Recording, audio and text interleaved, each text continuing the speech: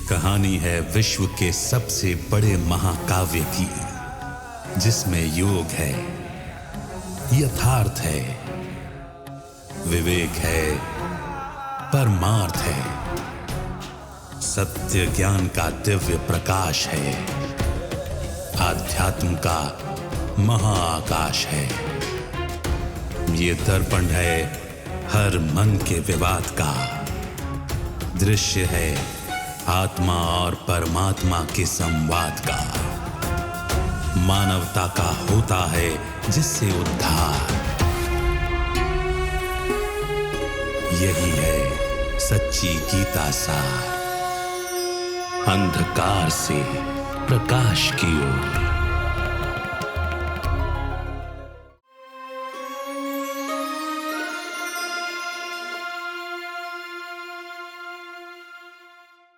नमस्कार। अंधकार से प्रकाश की ओर सच्ची गीता सार इस कार्यक्रम में आप सभी का स्वागत है। परमात्मा के परिचय को लेकर जो बातें हम जानते हैं वो गीता में कितनी रोचक हैं। हम किसी देहधारी को भगवान मान लेते हैं, मगर गीता स्पष्ट रूप से कहती है कि जो शरीरधारी है वो भगवान नहीं हो सकता। भगवान के परिचय के बारे में जितनी स्पष्टता से चीजें बताई गई हैं, उतनी ही स्पष्टता कुछ और चीजों के बारे में भी मिलती है। आइए इन विषयों पर आज की कड़ी में चर्चा करते हैं। हमारे साथ स्टूडियो में ब्रह्मा कुमार ब्रजमोहन भाई हैं। भाई साहब, आपका स्वागत है। ओम शांति। जब हम गीता के बारे में देखते हैं तो बहुत सारे लोग गीता यज्ञ भी करवाते हैं। गीता ज्ञान यज्ञ कहते हैं लोग, और कुछ लोग 14 दिन का आयोजन, कोई 1 हफ्ते का, कुछ लोग 2-3 दिनों का, ऐसे यज्ञ रचते हैं। मनुष्य जो यज्ञ रचते हैं, भक्तजन जो यज्ञ रचते हैं, वो यज्ञ क्या होता है, किस लिए लोग करते हैं? क्योंकि जब हम यज्ञ कहते हैं तो हमारे मन में जो बात आती है वो बहुत ही स्पष्ट है कि भाई चलो एक हवन कुंड होगा, वहां कुछ किया जाएगा। तो बट ये भक्तों का यज्ञ रचने का जो तरीका है ये कैसा है? देखिए, पहला क्वेश्चन तो ये है स्पष्ट करने के लिए, क्या यज्ञ जो गीता कह रही है भगवान ने रचा या भक्तों ने रचा? तो भगवद गीता साफ कह रही है कि भगवान ने रचा। किसके द्वारा रचा? वो भी कहती है ब्रह्मा जी के द्वारा यज्ञ रचा। जब भगवान यज्ञ रचता है तो फिर भक्तों के यज्ञ रचने का पहले तो प्रश्न कैसे पैदा होता है? तो अवश्य ही भगवान के यज्ञ से कोई बहुत बड़ी, बहुत एक परिवर्तन करने की प्राप्ति हुई होगी, विशाल, जिसके आधार पर भक्तों ने सोचा अगर भगवान के यज्ञ रचने से हो सकती है, हम भी यज्ञ रच के देखें। इसलिए भक्तों ने यज्ञ रचा। अब जो रुद्र यज्ञ भगत रचते हैं उसमें क्या करते हैं वो कि मिट्टी के शिवलिंग बनाते हैं और उसके साथ छोटे छोटे मिट्टी के सालिग्राम भी बनाते हैं। और वो डिपेंड करता है कौन सा सेठ या कौन सा व्यक्ति यज्ञ रचा रहा है, उसके अनुसार सालिग्रामों की संख्या बढ़ा देते हैं।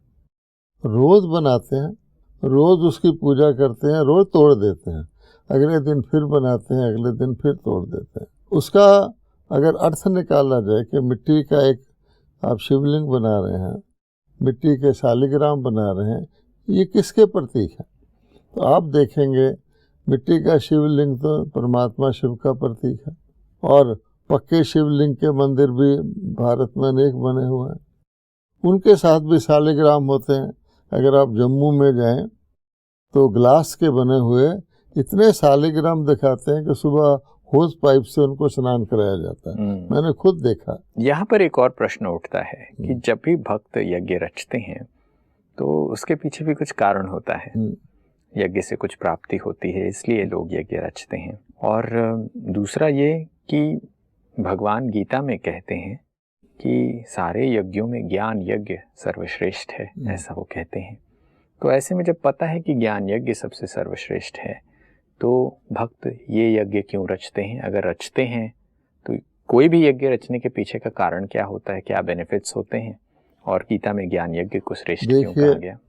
एक तो होता है जो यज्ञ रचवाता है, उसका खर्च आता है, कुछ भावना होती है, उसको बिठाया जाता है, तो पुण्य की प्राप्ति समझते हैं कि कोई भी यज्ञ हम रचेंगे, वो ब्राह्मण लोग ही रचते हैं, तो ब्राह्मणों द्वारा यज्ञ रचवाना पुण्य प्राप्ति होती है, भगवान के नाम पर रचाते हैं। ये तो जनरल है।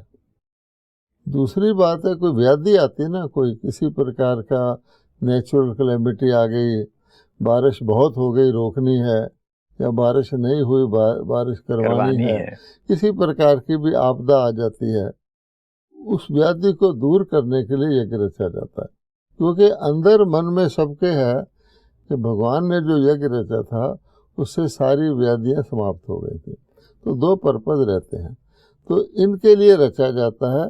लेकिन ज़रूर परमात्मा ने कहा हुआ है, कोई भी किसी भी भावना से कुछ भी करता है, फल तो उसका मैं ही देता हूँ, लेकिन जिस रूप से करता उसी रूप से देता हूँ। अच्छा, अब व्याधि टल जाती है। अगर व्याधि टलती ही ना तो यज्ञ रचना बंद हो जाता। ज़रूर टलती है। देखने की बात यह है, टेम्परेरी टलती है। एक बारी यज्ञ रचने से वो व्याधि सदा के लिए गायब नहीं हो जाती। जैसे आजकल हॉस्पिटल में एक बार इलाज कराओ तो ये गारंटी नहीं अब दोबारा नहीं जाएंगे, बार बार जाएंगे। इसलिए बार बार यज्ञ रचते जाते हैं, व्याधियां बढ़ती जाती हैं, उसी अनुसार यज्ञ रचे जाते हैं।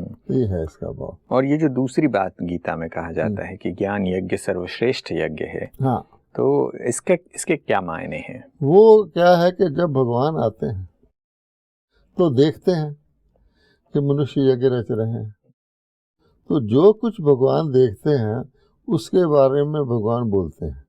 आप देखेंगे गीता में कई जगह कहा हुआ है कि वेद से, अध्ययन से, यज्ञ से, क्रियाओं से, आदि आदि से मेरी प्राप्ति नहीं होती।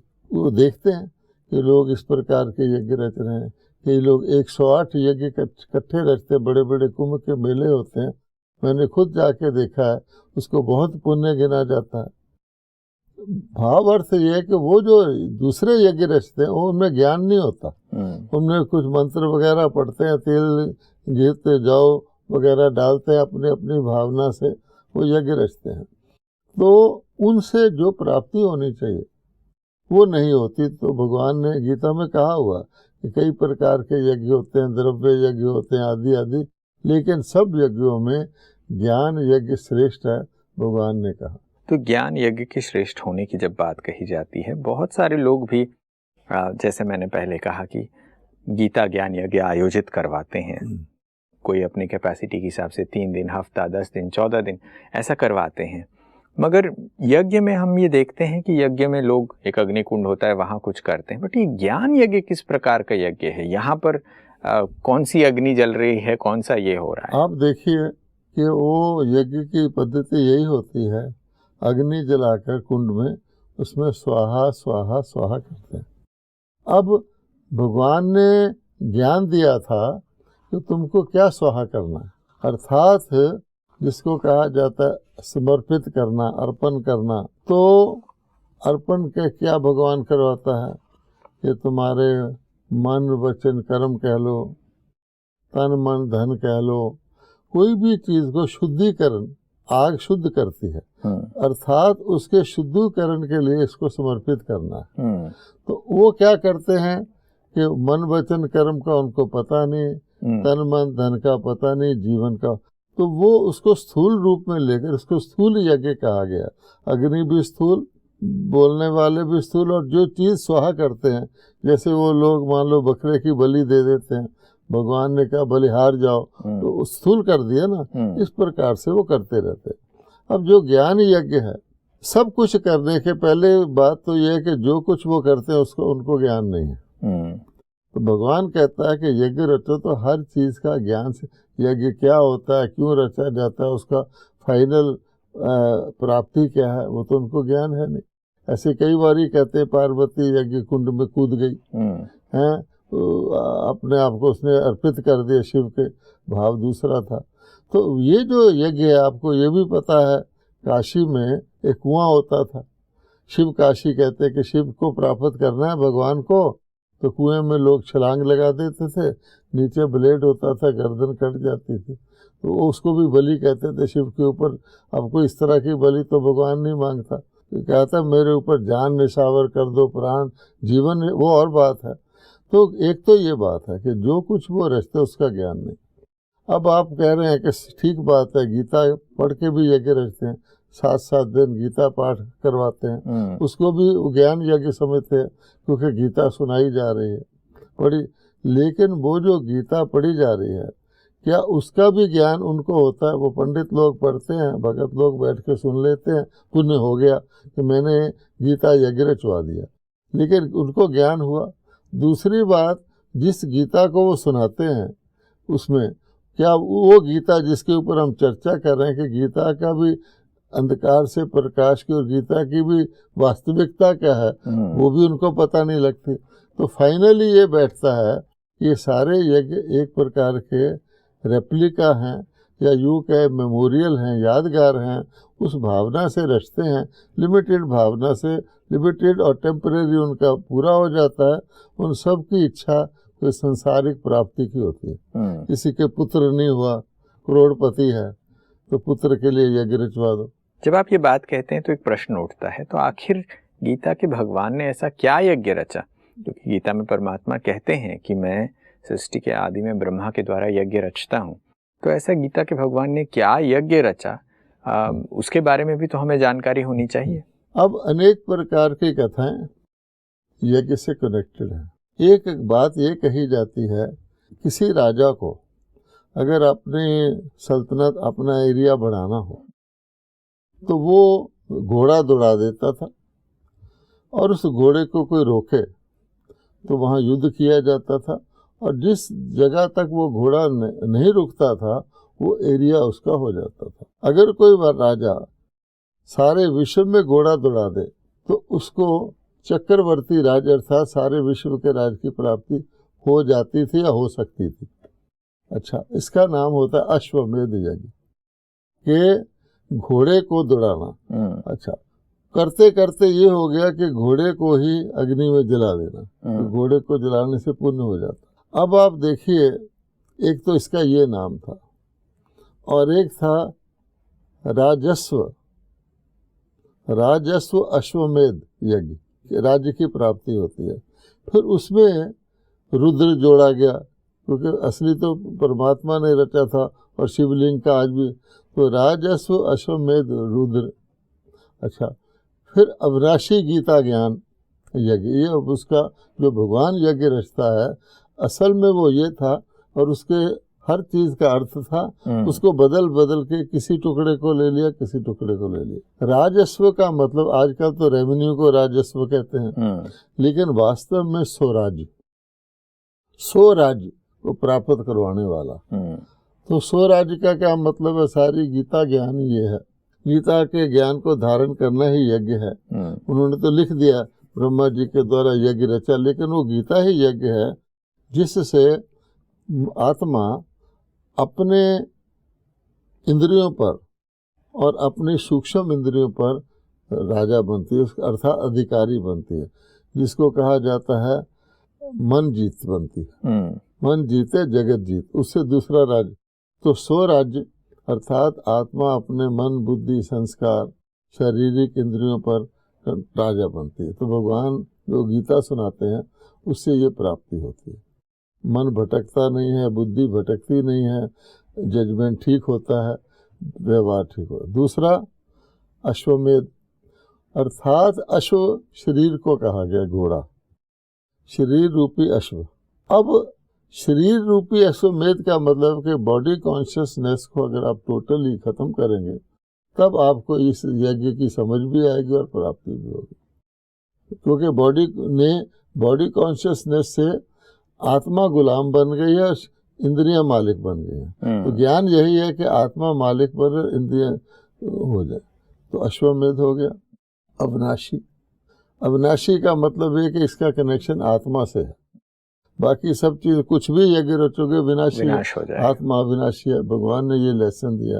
अविनाशी का ज्ञान देना ये गीता का भगवान ही करता है।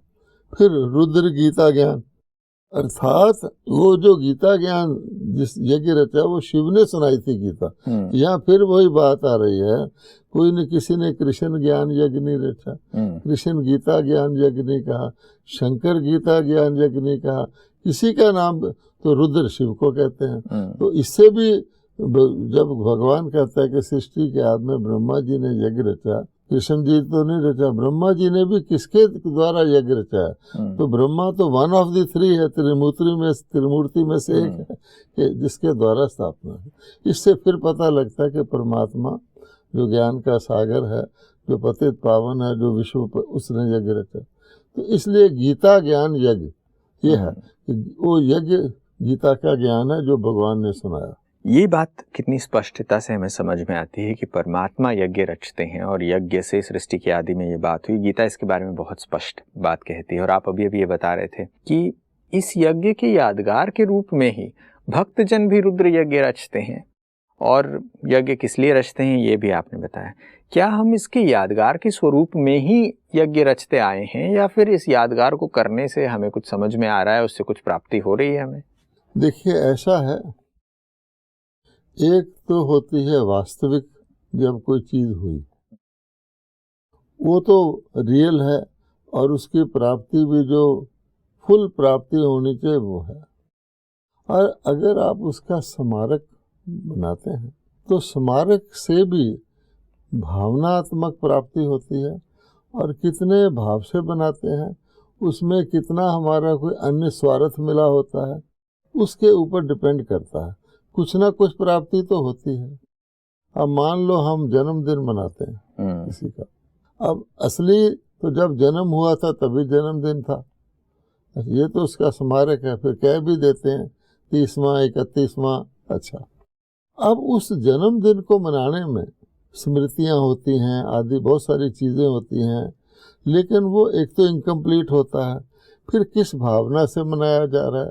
आजकल धनवान लोग बच्चे के जन्मदिन के ऊपर ही बहुत सारे बिजनेस डील कर लेते हैं और चीज़ें कर लेते हैं, अपने सोसाइटी में अपना स्टेटस बताने की कोशिश करते हैं। अच्छा, जन्मदिन में व्यक्ति को यही बताया जाता है कि तेरे 30 साल पूरे हो गए, मोमबत्ती बुझा दो। ये उसकी समझ में नहीं आता कि मेरे घट गए हैं, वो खुश हो रहा है ना। कई चीज़ें होती हैं, बाकी कितनी बत्तियां बुझानी उसको ये भी नहीं पता, इनकम्प्लीट होता है। इसी प्रकार गंगा स्नान है। अब भगवान ने ज्ञान स्नान करवाया, गीता ज्ञान का गंगा स्नान है। अब भावना का फल है, कहते हैं कि गंगा स्नान करो, शुद्ध भाव से जाओ। अब व्यक्ति ठंडे ठंडे पानी में जाता है, शरीर भी कांपता है, तो भावना से जाता है। उसमें भी कई प्रकार के आप देखें रूपरेखाएं हो गई। फिर ये भी कहा जाता है उस दिन करो, पूर्णिमा के दिन करो तो ज़्यादा फल होगा, फलाने दिन करो तो और भी ज़्यादा फल होगा। फिर तो भाव अर्थ ये है, स्मारक में बहुत ही रिंचक मात्र प्राप्ति होती है, लेकिन अगर वास्तव में देखा जाए उससे फिर और भी भेदभाव पैदा हो जाता है। अब जैसे भगवान ने जो गीता ज्ञान यज्ञ रचाया, उससे क्या हुआ कि ना केवल मनुष्य देवता बन गए, अब मनुष्य तो देवता बन गए, आत्माएं देवात्मा बन गई, उनको शरीर भी वैसे चाहिए। तो जिस समय रचवा रहे थे उस समय तो तमोगुणी दुनिया थी, शरीर ही तमोगुणी थे। यहाँ तक कि भगवान को जिस शरीर में आना पड़ा, जिस दुनिया में आना पड़ा, वो सतोगुणी नहीं थी, शरीर भी उसको सतोगुणी नहीं मिला। कह रहा है कि मुझे लोग पहचानते भी नहीं। अब उसने शरीर भी बदले होंगे, प्रकृति को चेंज किया। देवात्मा हो गए तो टोटल वातावरण चाहिए, वहाँ पशु पंछी वनस्पति इत्यादि टोटल क्लाइमेट वगैरह टोटल आएगी। उस यज्ञ से ये फायदा हुआ।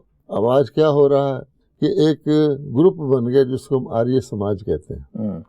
उनका मेन तरीका मंत्र वेद पढ़ने के अलावा यही है कि वो जब भी उनकी मीटिंग होती है संडे को यज्ञ रचते हैं और उसमें अग्नि जलाते हैं, फिर वो उसमें वेद आदि पढ़ते हैं, मंत्र पढ़ते हैं। अच्छा, मंत्र पढ़ते थे ब्राह्मण, अब सारे आर्य समाजी ब्राह्मण तो होते नहीं। उनका कहना ये है इस देसी घी डालते हैं, कहते हैं जैसे मिर्च डालने से मिर्च का वो फैल जाता है, इससे हम वातावरण को शुद्ध कर रहे हैं, और कोई तो डिस्क्राइब कर नहीं सकते क्या किया हमने। तो अर्थात एटमॉस्फेयर को प्योरीफाई कर रहे हैं, क्योंकि घी है, अग्नि है, कुछ सामग्री भी डालते हैं उसमें, हवन सामग्री कहते हैं, उसके पैकेट मिलते हैं। तो भावार्थ क्या हुआ कि भगवान ने तो टोटल परिवर्तन किया था, उससे वातावरण का भी किया था। अब आप कितना बड़ा यज्ञ रच लेंगे और कितने एरिया में आप वातावरण को प्योरीफाई कर लेंगे। आज के ज़माने में बिल्कुल, जबकि इतना प्रदूषित वातावरण है, तो कुछ घंटे के लिए कुछ एरिया को आप लगेगा कि भाई ये शुद्ध हो गया, तो कितना फर्क पड़ गया। कहाँ भगवान ने सारी प्रकृति को स्वतः पर इस प्रकार से उसका कोई ना कोई अंश पकड़कर, जैसे आप किसी भी शास्त्र, शिरोमणि गीता को क्यों कहा गया, हर शास्त्र में उसका कोई ना कोई अंश है, लेकिन कंप्लीट नहीं है, जरा जरा सा अंश है। अब सारी गीता इटसेल्फ में भी इधर उधर करके आपको चीजें मिलेंगी, कंप्लीट पिक्चर मिलेगी नहीं। तो ये इसका प्रभाव रहता है। तब भगवान कहता है एक तो टेम्परेरी, और एक उसके बस बार बार करना, और सर्वांगीण नहीं है ना। ऐसा नहीं कि आपने हवन किया या यज्ञ किया आपकी आयु लंबी हो जाएगी, उसके लिए अलग तरह का यज्ञ करना पड़ेगा। आपको धन चाहिए, उसके लिए अलग तरह का करना पड़ेगा। बारिश रोकने के लिए अलग तरह का करना पड़ेगा। ये है साहब। जैसे आपने पहले भी ये बात बताई है कि गीता जो आज हमारे पास है वो अपने आप में एक स्मारक है। और उस स्मारक में भी छोटी छोटी चीजें ही हमारे पास हैं यादगार के रूप में, पूरा स्पष्टीकरण का क्षेत्र नहीं है। स्मारक में तो रोका गया। देखिए, स्मारक में एक तरफ कहा गया है कि यज्ञ से मेरी प्राप्ति नहीं होती, यज्ञों से। इससे ज्यादा भगवान क्या कह सकता है। बिल्कुल। उसने देखा इस तरह के यज्ञ कर रहे हैं, तो मेरे पास पहुंचना तो दूर की बात है, आत्मा को भी नहीं पहचान पा रहे उसमें। बिल्कुल। अच्छा, फिर वो खुद कह रहा है कि कल्प के आद में यज्ञ हुआ था, अब रुद्र गीता ज्ञान, जिससे उसके बाद कोई यज्ञ रचने की आवश्यकता ही नहीं पड़ी। अब किसी के दिमाग में आ सकता है कि गीता ज्ञान से ऐसा कोई परिवर्तन हो गया भगवान के ज्ञान से, उसके बाद सारी दुनिया ही बदल गई। और वास्तविकता यही है, धर्म का विनाश हुआ, सत्य धर्म की स्थापना हुई। तो सत्य धर्म की स्थापना की दुनिया में तो सब कुछ टोटल चेंज। तो वो ऐसा प्रभावशाली यज्ञ कौन सा था। तो भगवान कहता है मैंने भी अग्नि जलवाई थी, मैंने भी हवन कराया था, होम कराया था, लेकिन मैंने योग की अग्नि जलवाई थी। योग अग्नि कहा जाता है। बिल्कुल। कि विक्रम विनाश होते हैं, विक्रम भस्म होते हैं। तो इन अग्नियों से तो आत्मा का ही नहीं पता, तो विक्रम की क्या बात है। तो कोई स्थूल चीज उसमें स्वाहा कर देते हैं। गीता में भगवान ने कहा है आसुरी संपदा और दैवी संपदा।